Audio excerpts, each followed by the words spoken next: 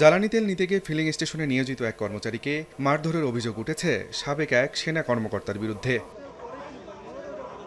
Filling station কর্তৃপক্ষ জানায়, শুক্রবার নগরীর সুরমা ফিলিং স্টেশনে দুই দিকে চলছিল তেল বিক্রি। এ সময় লাইনে দাঁড়িয়ে থাকা এক মোটরসাইকেল আরোহী নিজেকে সেনা সদস্য পরিচয় দিয়ে লাইন ছাড়া তেল না দিতে হুঁশিয়ারি দেন।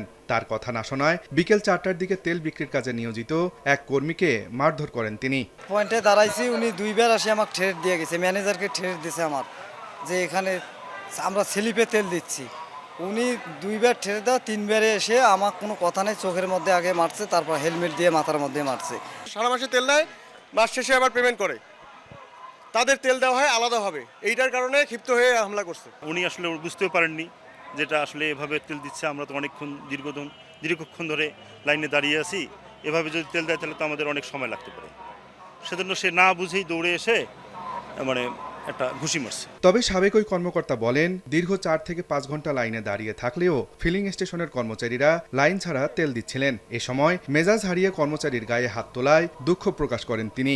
যারা লাইনে ছিল অনেকেই পিছন থেকে এসেও এরকম দু একজনকে আমি দেখেছি। আমি নিজেও বলেছিলাম যে এটা করিয়েন না, এটা করছেন কেন? আমরা এতক্ষণ ধরে লাইনে দাঁড়া আছি, 1টা থেকে 4:30 পর্যন্ত আমি লাইনে দাঁড়াচ্ছিলাম।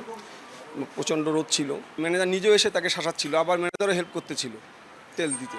আসলে রোদ্রে দাঁড়াচ্ছিলাম দীর্ঘক্ষণ, আমি আসলে তাকে মারাটা আমার ঠিক হয়নি, গায়ে হাত তোলা ঠিক হয়নি। আমাকে ধাক্কা মারছে, এটা আমি নিতে পারি নাই তো আমিও ওই ধাক্কা মারতে গিয়ে এই ঘটনাটা ঘটে গেছে। তবে ফিলিং স্টেশন কর্তৃপক্ষ জানায়, কিছু না বুঝেই ওই ব্যক্তি হট্টগোল শুরু করেন।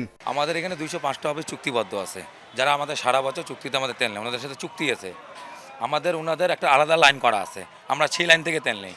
এখন মনে করেন যারা সাধারণ জনগণ আছে ওই লাইন থেকে বের হয়, উনি বারবার ওইখানে আমাদের সাথে সিনক্রেট করার চেষ্টা করছে। যখন লাস্ট টাইম তৃতীয়বার উনি আসে, কোনো কথা না বার্তা না, আমার ছেলেটাকে হিট করা শুরু করে দিয়েছে। এ ঘটনায় সন্ধ্যা 7:30 পর্যন্ত রংপুরে ওই ফিলিং স্টেশনের অফিস কক্ষে আটকে রাখা হয় সাবেক ওই সেনা কর্মকর্তাকে। আব্দুর রশিদ জীবন, সময় সংবাদ, রংপুর।